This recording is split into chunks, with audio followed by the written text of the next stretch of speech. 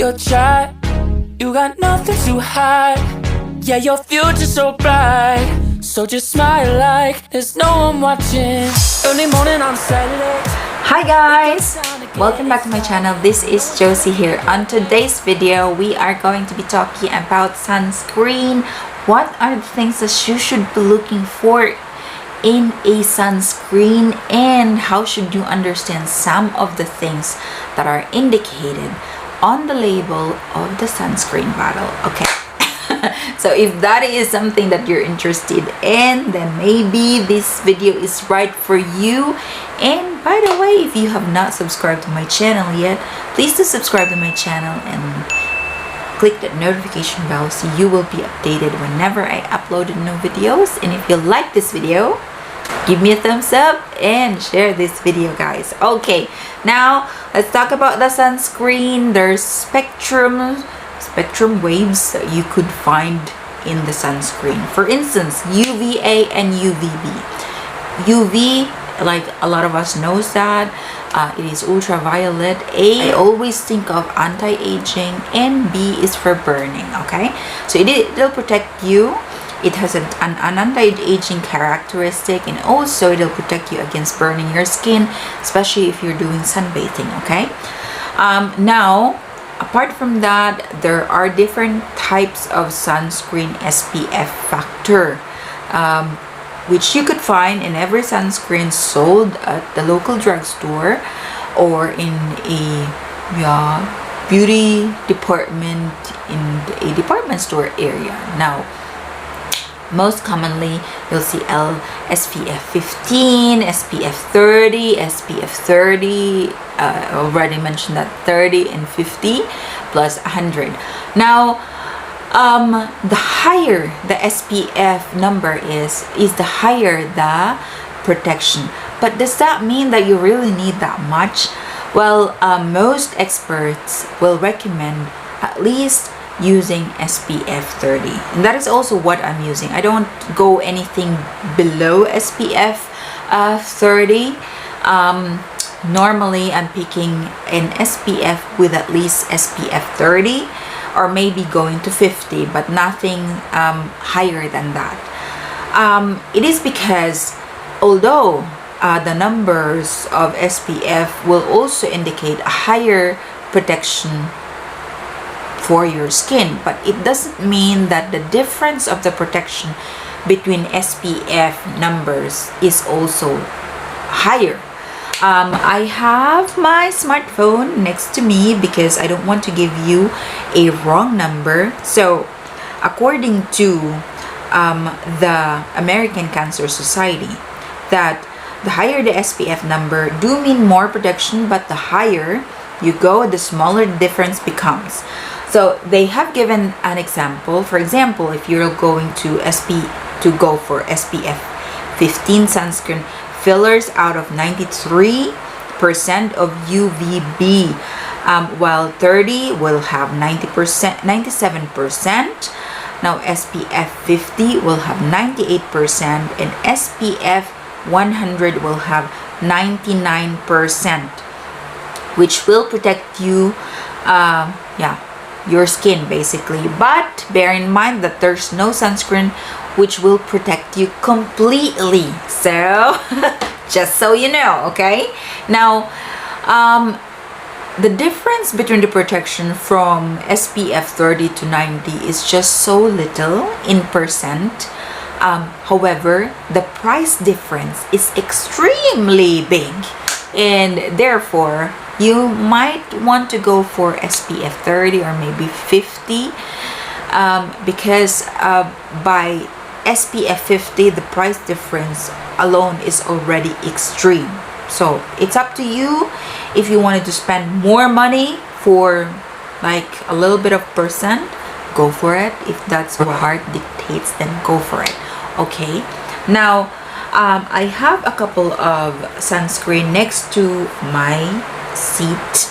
This is from DM Sundance, SPF 30 and SPF 50. There comes a time when I tend to use less for my body, But then on the area where it is mostly exposed, then I am using a higher SPF. As you could see, like this is like quite bigger than this one because it is meant only for my face, maybe, or maybe here on the neck part, something that is totally exposed from the sun, or maybe it is not covered, and so I'm going for SPF 50. Now I also have some other brand like La Roche Posse. This is SPF 50 plus with UVB and UVA. It has antioxidant also, and it is ultra resistant. This one is very fluidy, so if you are trying to incorporate it with your makeup, I most probably will go for this one because it's pretty liquid. Look at it. It's like water. You see that?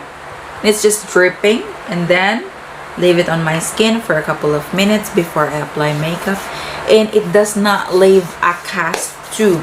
Now this one is also from La Roche Posse, also SPF 50 with UVB and UVA until you sun intolerance. Because I am allergic to sun. You just don't know that, but a couple of years ago I have developed this Mallorca allergy. I don't know why they call it Mallorca allergy, but yeah, you can see that there's no cast. Plus I also like it because it's like more like a lotion.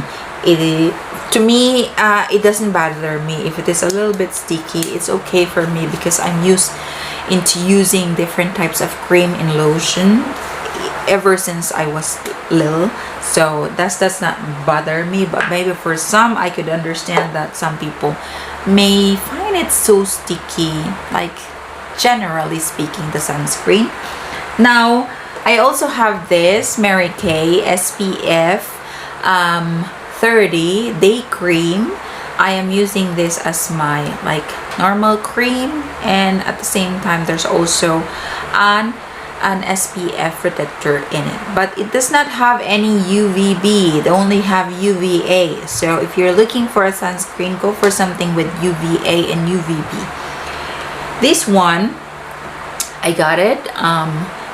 This is Garni Vitamin C Serum Cream SPF 25. I took it because I was trying their like serum with vitamin C, and so I wanted to test if this is also something nice. Now there is no indication if there is an UVA and UVB. This is just only SPF 25. It's more like a cream. This one too is also SPF. This one is SPF 30 from V Sun, and it has UVA and UVB with high protection. Plus it says here it is waterproof. Now bear in mind, if a sunscreen brand right there, waterproof, there is no waterproof sunscreen, by the way. It could be water resistant, but normally it is not, was never waterproof. And FDA is prohibiting the brands into labeling their product waterproof because some of the people might have the impression that it is more effective compared to the other like sunscreen protection, which only have water resistant. If it will be labeled correctly, then it should have like water resistant but never waterproof. This one, it feels so good on the skin, smells good and amazing, but then again, I just hate it when they label it waterproof. It should be water resistant, but then again, other than that, it feels well. Now hopefully I could give you some good hint or insights about which sunscreen you should be picking when choosing a sunscreen cream or protector.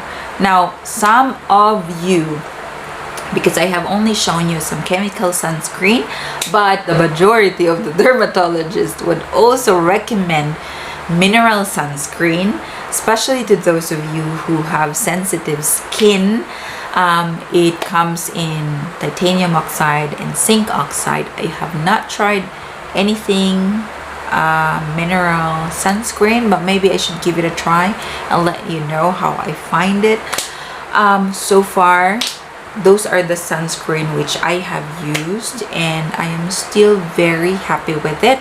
Now again, in choosing a sunscreen, you need to pick maybe a couple of times which one is best for you or what suits best for you. That is really something that I could not tell you which one is the best, but I can only tell you the things that I have used and why am I happy with it, or what else I have been looking for such particular sunscreen in the long run. Because just like yourself, there was a time when I don't know which one to pick, and therefore some of those items does not really necessarily have the UVA, UVB, or at least SPF 30, for example.